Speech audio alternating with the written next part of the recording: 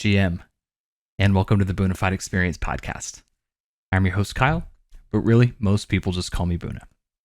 This is a Web3 podcast where I interview artists, builders, gamers, and of course, DeFi wizards. The mission here is to highlight trustworthy individuals in the space, share amazing artwork, and build a strong community as we rewrite the history of IP and entertainment forever. Y'all, if you're new here, welcome. And if you're returning and haven't done so already, go ahead and like and subscribe to this video or audio platform, whichever one you're on. If you're on YouTube, make sure those post notifications are on. That way you get notified every time I drop a new episode. Not only does following and putting that bell on notify you of new episodes, but what this does is this helps boost the algorithm and gets this podcast in front of more people who need to hear it, whether they're curious about NFTs, whether they're not, and they just want to learn a little, they're already in the space and want to learn more, have a less noisy piece of content or stream of content, so to say. This is your opportunity to do that. So by putting yourself first, by notifying yourself of every upcoming episode, you also invite a whole wave of people to provide a safe on-ramp to this space and allow them to bring their talents to move the space forward in a more authentic way. Now, if you do want even more value, I do have a Patreon channel where I drop early access to episodes. You get early access to my guest list and recording dates, and you get access to me and my community. So, highlight here, main keyword, if you couldn't pick up on it, it is access. So if you want more access, head on over to my website, www.boonafide.com. While you're there, go ahead and leave a 5-star review if you are signing up for the Patreon. That means I know that you're getting some value out of this, and it would help, do the thing that I mentioned earlier. Get this in front of more people who need to hear or see this. So now let's move on to this week's guest. I had the pleasure of sitting down with Nicole, who is the NFT business director at Christies auction house. Y'all, this was a really cool opportunity for me to understand the business side of Christies, how they operate. We dive into Nicole's story as, the NFT business director, how her team was formed. Worth noting that her team was also the team who helped bring together the legendary Beeple sale. For those of you who don't know, that is my onboarding into crypto. So there is a very strong connection there. And that piece sold for $69 million. So that is what sent off the alarms in my head to dive headfirst into the space. More about Nicole, we dive into some of her story around as being an artist, like what got her into Christie's, like how did this job even happen? And really the future of art, like the role that Christie's plays as, facilitating art forward. There's everything from educating people that are crypto native about traditional art history, and also people that are from the traditional art world. They have a responsibility to educate them about NFTs and crypto. So they do believe as a whole that art is art, and it doesn't matter whether it's physical or digital, or whether it's on the blockchain, or whether it's a painting. Art is art, and they play a unique role of educating both sides, which I thought was super fascinating. Now, before I just tell you the whole podcast on this intro, I'm going to let you go ahead and get started with the show. Go ahead and grab some coffee, grab some tea, because you're really going to enjoy this one. Can't wait for y'all to hear it. Let me know what you think. And I think we're both recording now. Good morning, Nicole. How are you? Hi, thank you for having me. I'm good. How are you Doing doing? well. I'm located here in Austin, Texas, and on Monday it was 30 degrees, and now it's going to be 75 or 80 degrees. So, Welcome to Mars. Yeah. And I'm from Texas, so I shouldn't be too surprised. It's my birthday month, and my family always didn't know how to plan for my birthday as a kid, because sometimes it was like torrential downpour, sometimes it was 28 degrees, sometimes it was like bright and sunny. And so you just, in March, especially in Texas, I'm sure in the rest of the world as well, you just never know what to expect here. Never know. It's bright and sunny today in New York, but cold. Yes. I've only been in New York twice. I got to go. Let's see. I got to do the Staten Island Ferry. I got to do the touristy things. I got to, walk by 30 Rock. I got to walk by the memorials. I'll tell you, as I said, I'm from Houston. I'm used to like aggressive driving and like super big, broad highways. But I'll tell you, I was nervous in New York. Like that I don't know how people drive in that city. Like there's no way you'd catch me dead driving there.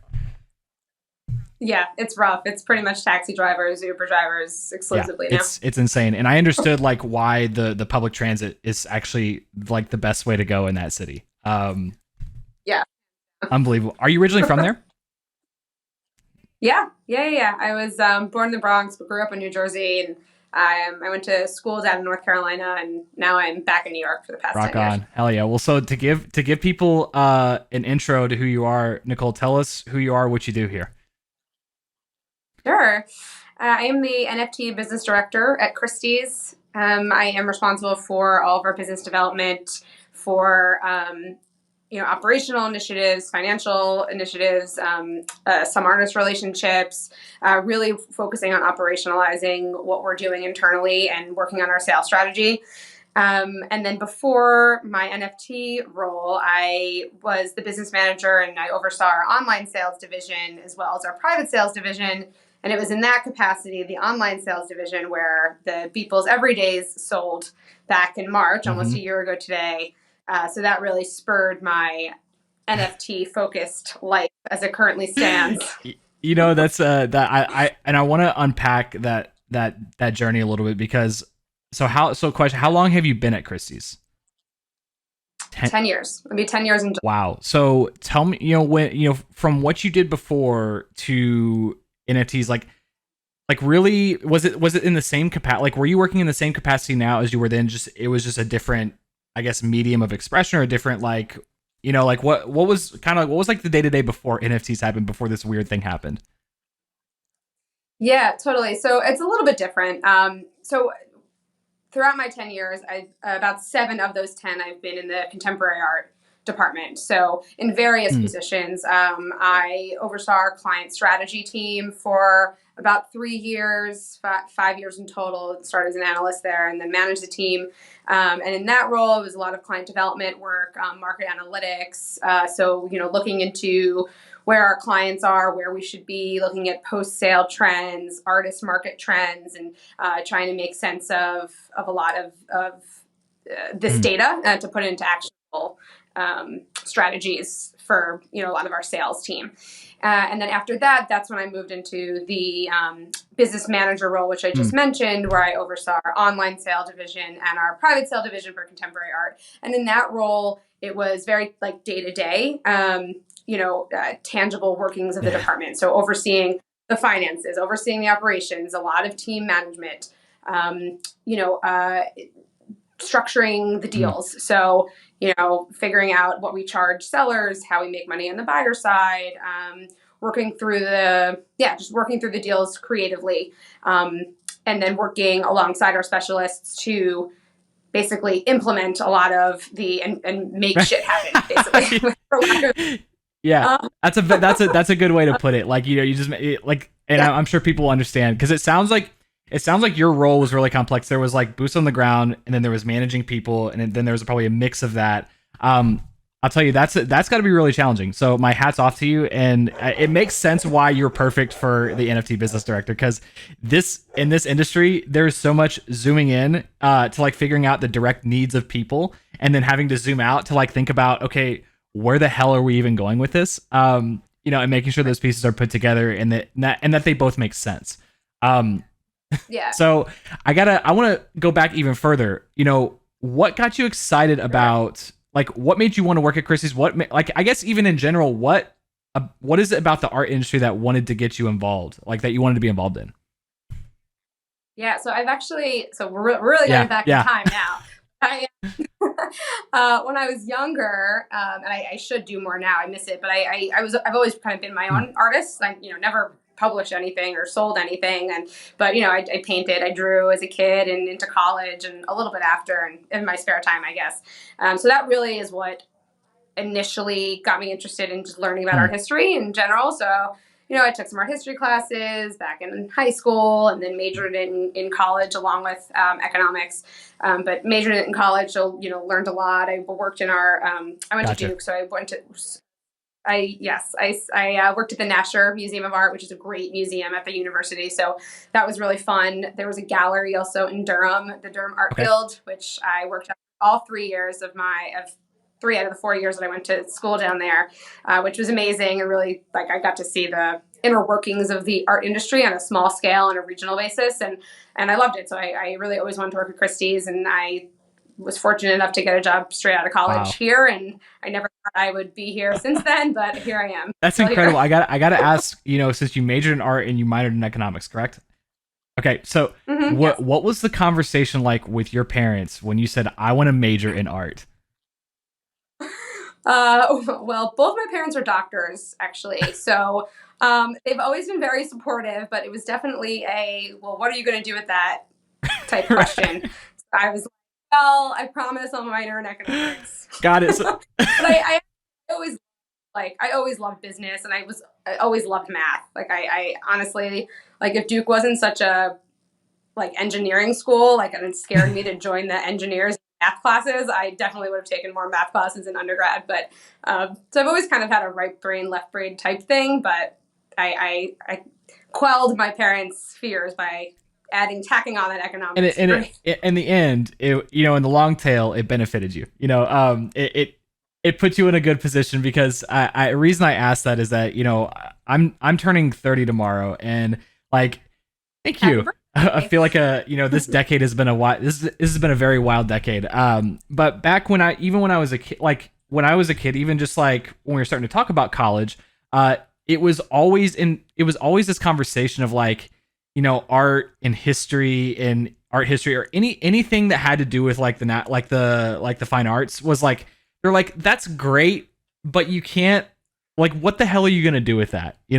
And it's also the same thing. And we chatted a little bit about this offline, is that, I also really enjoy video games, and video games were always deemed as a waste of time. It's like, it wasn't looked at as a creative expression. It was looked at as a hobby that you just kind of like did in your mom's basement. And, eventually you like grew out of it. So it's a fascinating world we live in, because one of the things that I think that excites me most about NFTs is that, or just Web3 and just the whole package together, is that conversation doesn't have to happen anymore, if that makes sense. Is that something that you like when you started learning about NFTs? Was that something that resonated with you? And if there's anything more, I'd love to hear that. Yeah, definitely. I mean, I think NFTs are giving creators of any type, whether it's art or, as you said, in the gaming industry, players, are really giving creators a sense that what you're doing with your life can gain more respect than it ever had in the past. Financial gain, yes, but with that comes respect. And I think that's a major thing that people are experiencing. And I loved that about, definitely loved that about NFTs. I mean, it's so different at Christie's from what we used to do. I mean, usually we sell art on behalf of an owner to another owner. And here we're actually selling it for the first time for most cases. We private sales, so we're actually working directly with the creators, which is different. I mean, it's we're still working to get the best price for the owner, and we're still helping market it and tell the best story. But it's just a different kind of relationship, and it's a different kind of mentality. Sure, yeah, and that was something I was really curious about, because when we briefly met on that Connect Club stage, that was like one of the first questions that popped into my mind was like, when it comes to the traditional art world, now that you guys kind of have a foot in both, where it's a very like, there's a digital footprint, there's still the physical footprint, y'all are still doing what you continue to do. This is just in addition to and not in replacement of. What has been, I guess, what's been the biggest challenge like towing that line? Has there been any like brash like feedback from the opposite side of like, what the hell are you guys doing? And like has there been any of that? People are skeptical, and there have definitely been, random articles written about what's going on, going on. But, for the like most cases, people are just interested. Even if they don't understand it, they're like, okay, you do your thing on the side, and like, I don't want to know about it. But like in general, even if people don't partake, they still want to learn, and they're, it's hard right now to turn a blind eye to what's going on. You really can't be an educated collector of anything and not have some inkling of an interest to just have a 5-minute conversation. That's really interesting that you say that, because like there's a couple industries that this is being affected, where there is just like this really emotionally charged negative reaction to it, you know? And like I notice it in the gaming community, I notice it in some of the music community, I notice it in like basically any spot where this is, I guess, rearing, or I guess it's just entering into the space. Like there is just so much defense against it.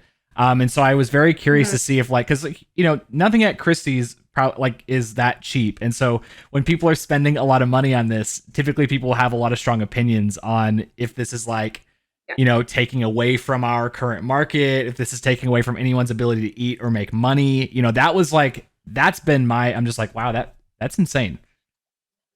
Yeah. I mean, I think, yes. I mean, if you go back to a year ago when we sold the $10 million Beeple, like, yes, we got a lot of people within our company got calls from their clients saying, you know, why are you selling a JPEG for this much money? Was it fraud? Like, what are you doing? And, you know, so it took some literacy internally to be able to explain what this technology was. But, you know, that was a year ago, which is a million years ago, light years from crypto time. So I think we're definitely past that now. And, you know, there's mainstream media, bigger brands have gotten involved that have helped elevate this technology as something that you can't ignore.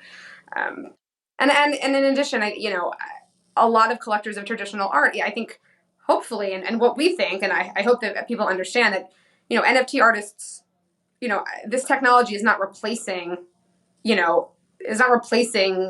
traditional art forms. It's just, the way I think about it is just a different medium. You know, there's painting, there's drawing, there's sculpture, there's digital art. You know, you're making something on, whether it's Photoshop or something more, experienced or, intricate than that. You're doing this digitally, and that's just a different way to create art. It's not going to replace the entire art industry. Like, as we know. Right now, if you talk to a couple maximalists on Twitter, like they're going to tell you that though, you know, I would be lying if I said that that thought didn't pass through my mind at a certain point in time. Because I'll tell you, from my perspective, call it age, call it maturity, call it whatever you want to call it, but there was something that happened. I think one of the biggest things that sparked my excitement was the fact that, number one, I also live in an apartment, so collecting physical art, I only have so much space, and so this idea of being able to express ownership of something digital, and to have that be accepted and adopted is really what made me excited. And all of a sudden I said, wow, I want to collect all of this digital art, and I want a place to display it. I don't even care if I don't have a place to display it yet, because it just felt like such a strong momentum that there will be, like, this train is moving too fast to stop it at this point in time. That's my take. But all of a sudden I wanted to collect art, and I didn't really know I wanted to be, it's like this new era of like a digital collector. And so it's kind of strange to say that, but this is what slammed the door open for me, you know, in that realm. So I think that's really cool that y'all are continuing to do that. As NFT business director, do y'all have, like, you mentioned education, and one of the things that, like, I am super, like, one of the whole reasons I have this podcast is to, like, bring trustworthy people on, to, like, provide a safe on-ramp to, like, get curious. Do y'all have any sort of department like that at Christie's where it's like y'all are like creating content to educate both buyers, sellers, and everyone in between? Yeah, I mean, well, we have a Christie's education arm that puts on continuing education classes and things like that. But in terms of educating, and we did an NFT, or that group did an NFT kind of series. I believe it was last summer, with a bunch of different. It was really well run. Several different players in the space, big names. Talked and gave lectures about different facets of this industry, how it pertained to the art market.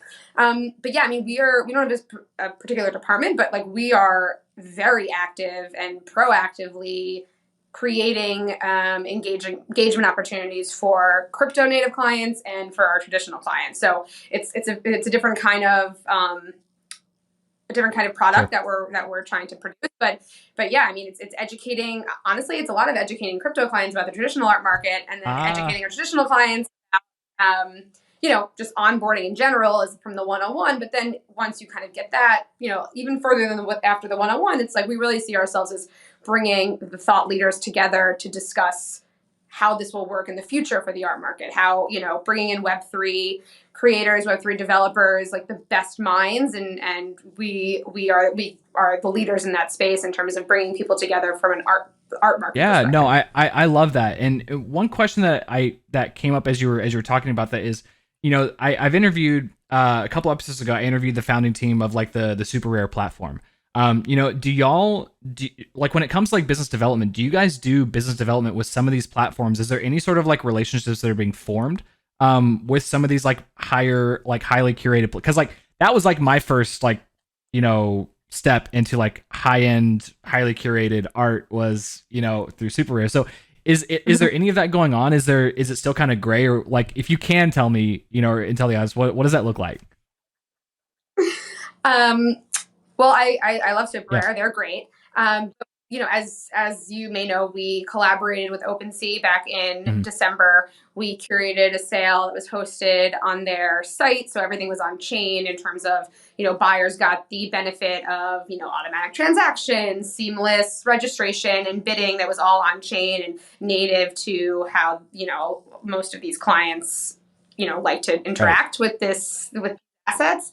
But then you also got the benefit of Christies curating it. So you have a bit of a cut through the noise. As we talked about earlier, there's so much out there. So you have the Christies brand and curation attached to it. So that was a really nice collaboration that we did. And we're doing a similar thing in the end of March, which we just recently announced. We were doing a sale of the Frenzies mint from Friends with You, where it's really, really exciting. So we're pumped to be working with them. Sam and Tori are great. Jordan, their manager, is great. We're doing an awesome exhibition at Christie's at the end of March. The sale will take place on OpenSea, so the sale will be March 26th through 28th, and then there's a physical exhibition the week leading up to that at Rock Center at Christie's. So we're collaborating with kind of on-chain platforms like that, but we're open to every partnership. I think this space, there's room for everyone, honestly, and I think we see ourselves, our value add is like really the best of the best and like the highest end stuff, and similar to how we collaborate with other auction houses regionally around the world for traditional arts, where we have a major collection, maybe we sell a couple of the paintings and then another auction house sells a lot of the furniture, something like that. We've done that in the past, so we're always open to talking to everyone. That's all, really. Yeah, and I think that's a really strong sentiment, because that's in my opinion, that's what has changed, and correct me if I'm wrong, but that's like what's changing a lot of like the way people are doing business these days, is that there's this idea and you have to have a little bit of an imagination to like make it work, right? But it seems like this is very much a conversation of and versus or, and I think I actually was watching an interview with one of my favorite singers, Maynard, and he was talking about the polarization of picking sides that social media has created. And it's very much this mentality of like this or this, even though between 80 and 90% of the people are in the middle and typically tend to lean on both sides at any given day. Whether it's that was in a political setting, but even outside of a political setting, there is such a binary way of thinking that I think social media has caused. And so this, to me, what I'm trying to share with people is like, you don't have to think like that anymore.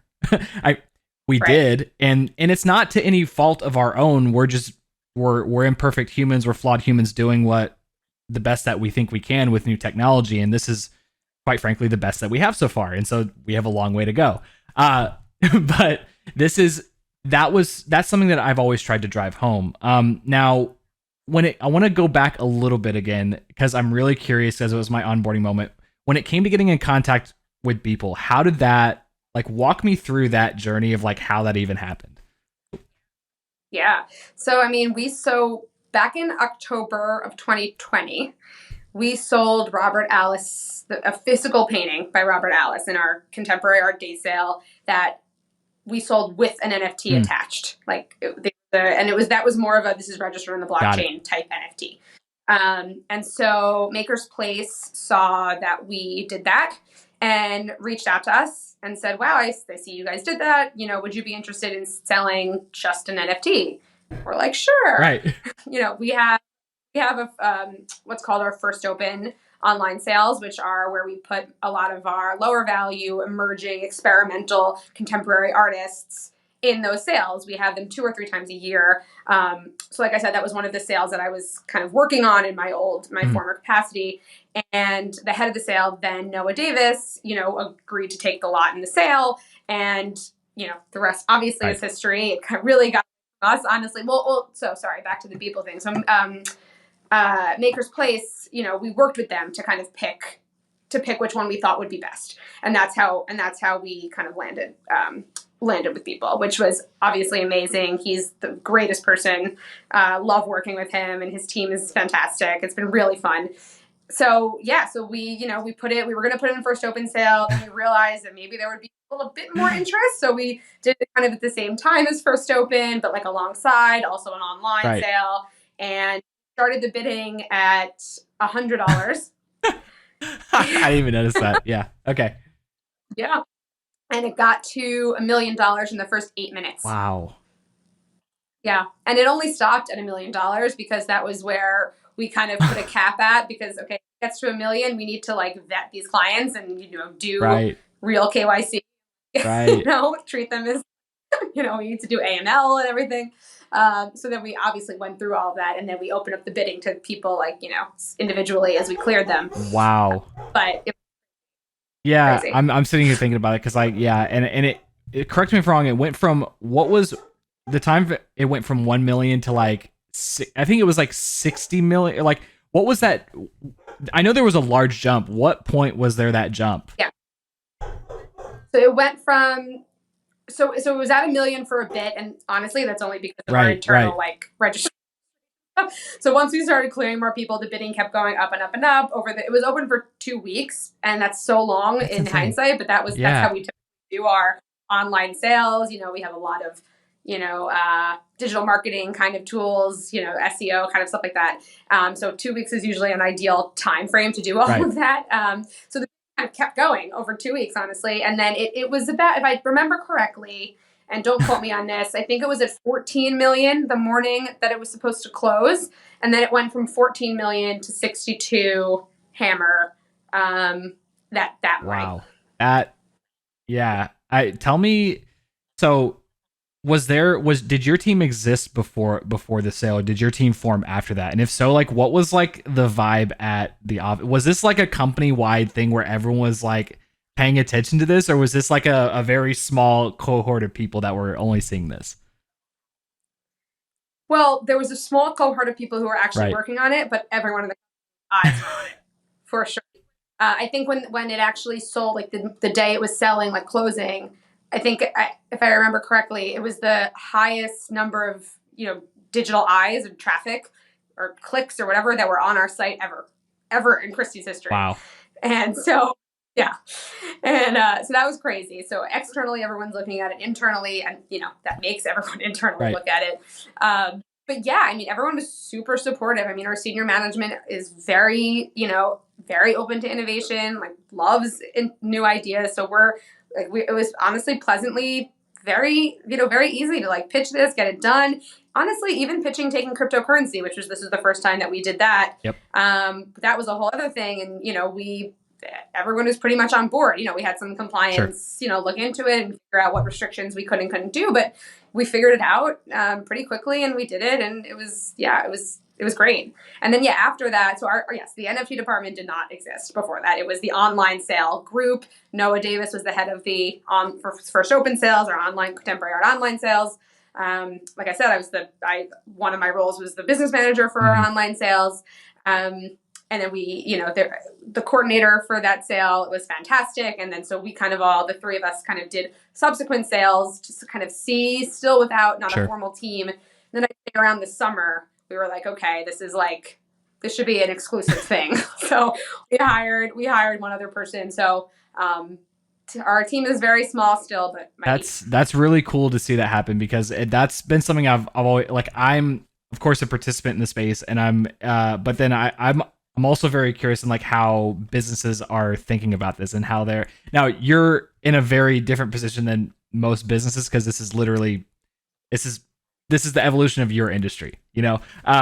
And so that's always been, it's been funny to see different companies come in and try to make their mark on culture, and some people do it right, and then some of them just completely miss. Like it's like a complete swing and a miss. And I feel like that has a lot to do with upper leadership. And going to our back to our conversation on Connect Club, one of the questions was like having, I think the lady was asking like, what would be the requirements for like a chief metaverse officer or a chief, like, you know, what was your take on that? Because like I of course had some thoughts, but I didn't, like, I'm not high up in the food chain to really see how that could function from a very high level perspective. I just had it from an employee's perspective. So wanted to like get your take on that as well, because that was that's a very like open question.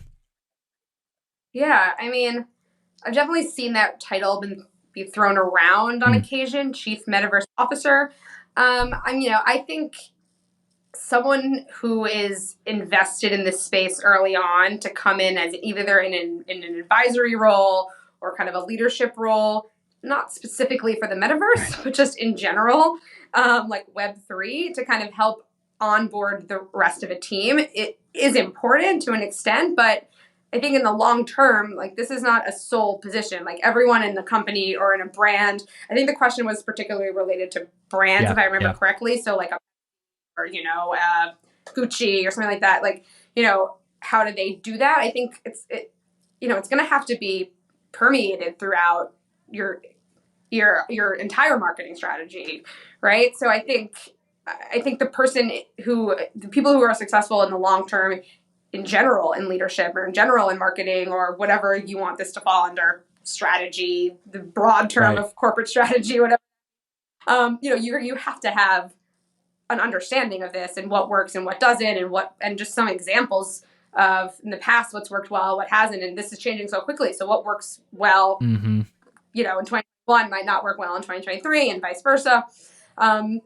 But I think more people need to develop expertise. But I don't personally see this being like its own position, at least within like, I don't know, at least within like companies like mine. But I can't speak to everyone. But in terms of like events in the metaverse, I mean, I think that's something that that's not specific to NFTs. That's not specific to, everybody should be having hybrid type events. That's not just like, WebEx and then person a little bit, like there's like the metaverse version and then the in-person version. So I think everyone just needs to bump up their literacy. Yeah, that was I'm glad you said that, because that was exact, like, I think I said something a little bit different, but now that you say that, I think my thing was like, okay, if you are like, I feel like there's too many buzzwords being thrown around right now. Like, I feel like people are so caught up in like the buzzword of everything versus like what it actually is. And I could just tell that the understanding, and it's not like to slight or judge or do anything like that, but people just have no understanding on where to turn.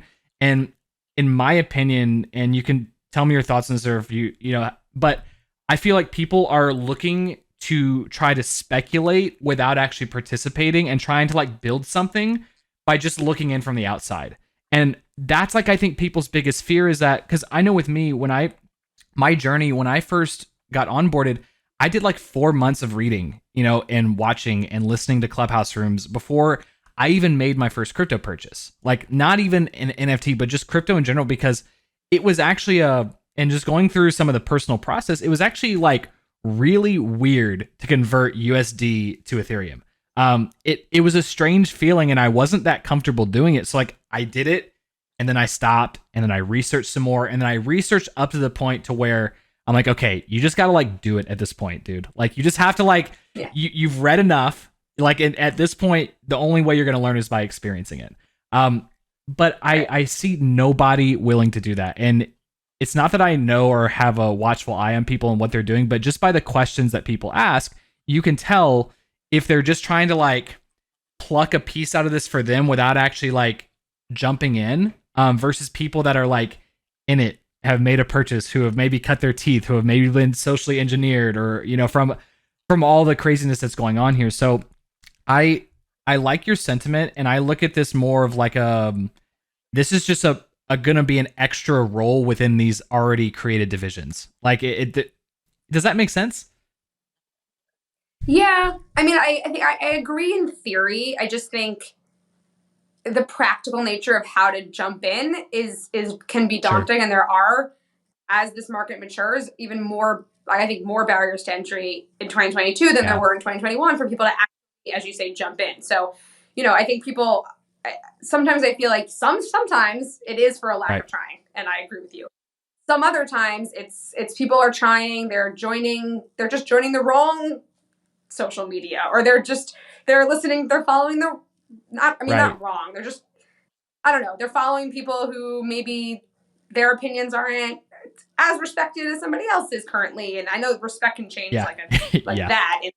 So, it's not like your opinions are incorrect. It's just I think the practical nature of how to learn this and how to get involved Mm. authentically is, can be daunting, and can be difficult to figure out how to actually do that, even if you're genuinely interested and genuinely want to authentically be involved. I can appreciate that. Like I like your take on that because I come from just a very like I think also what I'm learning just about myself and just learning about different there like when something is new, there's different like in the onboarding phase or in the maturity of anything new, there's like you're gonna get your like super duper maxi believers that like basically view this as religion and that they were so like they deserve to be rich on this because they believed in it before anyone else, like including myself, because back in 2013, 2014, 2015, I didn't have anything against crypto, but I just like I didn't see the actual like I don't get it. I just don't see how this is like actually valuable for me to like give up part of my life to understand this. And but then there's like this like interesting part of when there's a hype run, then there's this like it's almost like a second version of a first mover. It's like just like a step up where it's like the people who are willing to like spend 3, 4, 5, 6 hours a day putting their head in their screen in books, whatever the case may be, and joining these experiences to learn about it. And then there's this like next phase. Now that we have something here, now that it's validated and there's a lot of noise, it's almost like we need another person to like like be the communicator or the facilitator of like what we're doing to like the general public to onboard the masses. It feels like there's like that's what is missing. There's like a missing link in this onboarding phase. Yeah. Yeah. Yeah, I agree. And I think, yeah, I mean, Discord is incredibly overwhelming. Like, I hate it. Yeah. Trust me, it was built for gamers and I don't like it. Like it's everyone's like, yeah, join the Discord, be part of the community. And it's just, I mean, I'm in so many Discords. It's just like the notifications are terrible. I can't figure out how to like leave certain Discord chats. I'm like, I don't want this anymore. Absolutely. No, it's incredibly frustrating. And they suffer. Well, what's really interesting, Nicole, is that when the CEO of Discord actually posted just a teaser, not even something that was in development, but like literally a photoshopped picture of a Web3 feature, like basically like you could verify, like what Twitter did, where you can verify your profile picture with the Ethereum blockchain.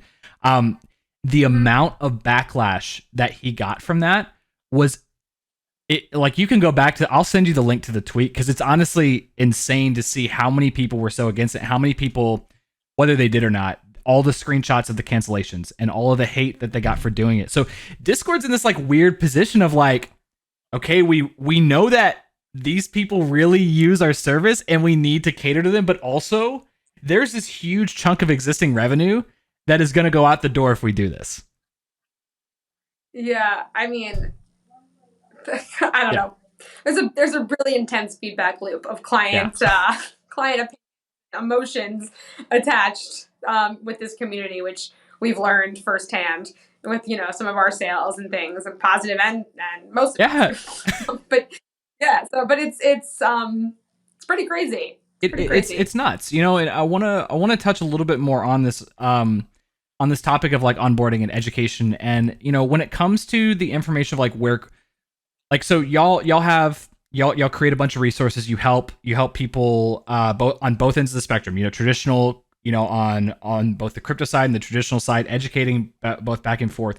When it comes to educating non-crypto people about this space, like where do you go to find your information? Like where is it that y'all like go to find the source of truth Because I think there's going to be a couple people on this podcast that will just want to go to Christie's to find the information, but also there's also some people that want to go like, okay, where did they get their information? And I'd like to get a better picture of that.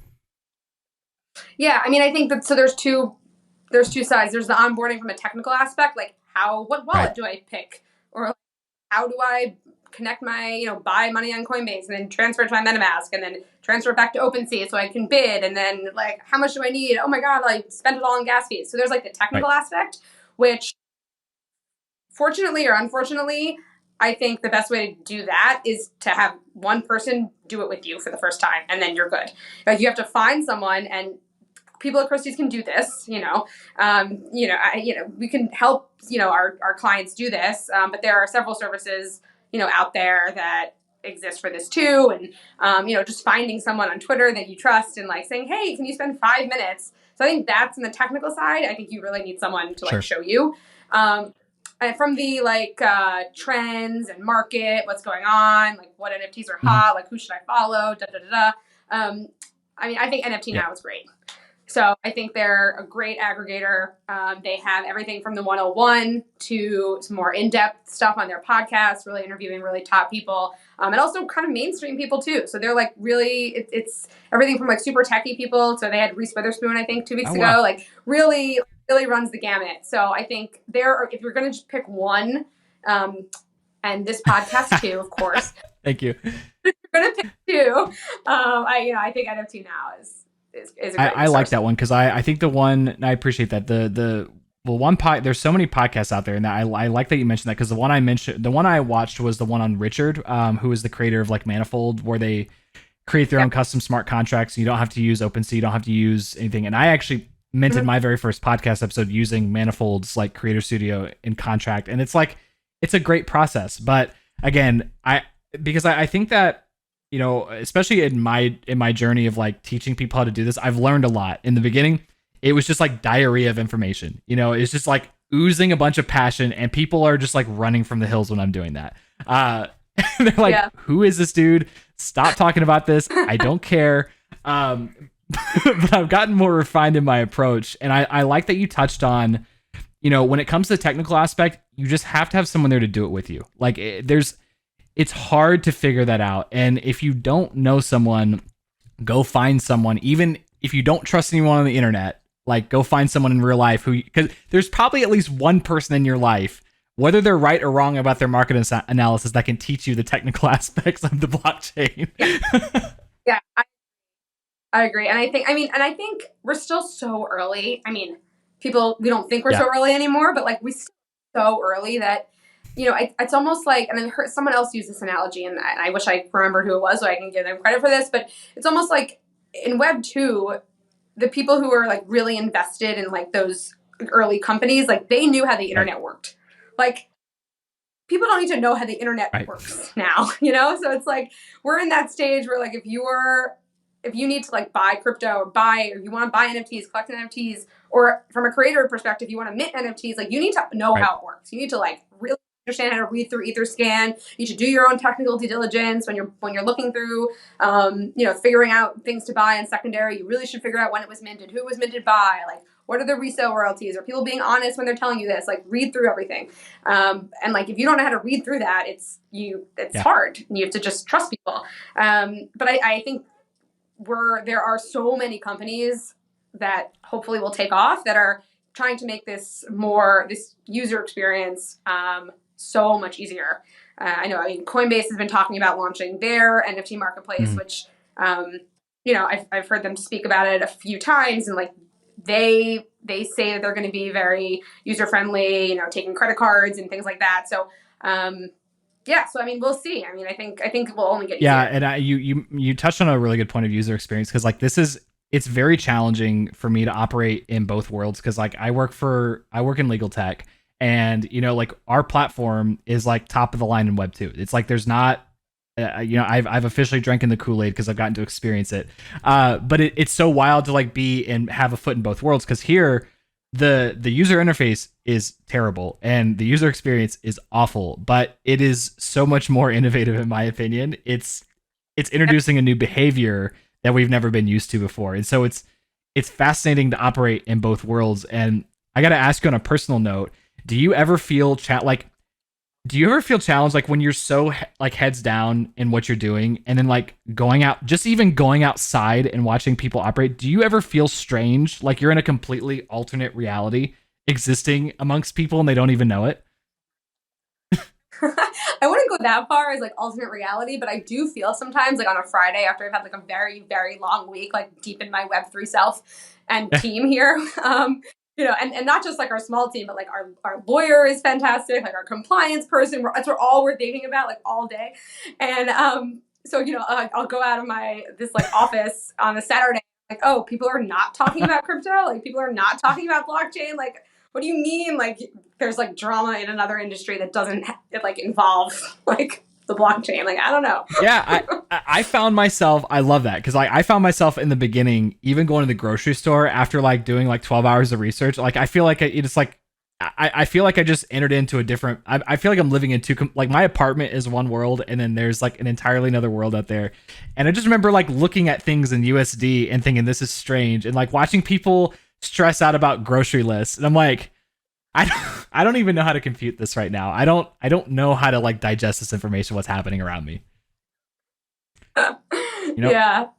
I mean, I don't know. There's is it El Salvador or or Brazil are trying to make like even the bodegas take Bitcoin. So there you go. You could be working on your grocery list and not worrying about how much inflation for your milk. You're That's like, right. there you go. That's right. You get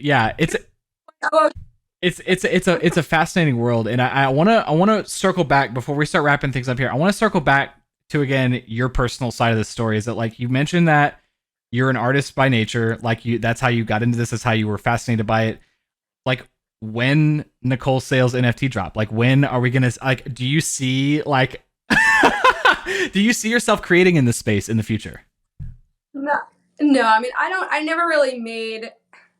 I don't know. I never really made like my own like collection of art. I would say like I would just like draw.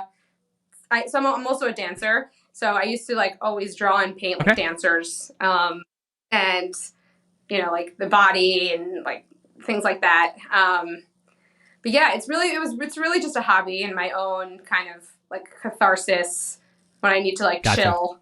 I'll just like draw on my own. But maybe one day. Never say never, I guess. But, that's right. I mean, and if you were gonna say never, I was gonna challenge you on that, because I'll tell you, like, there's a lot of amazing female artists in the NFT space.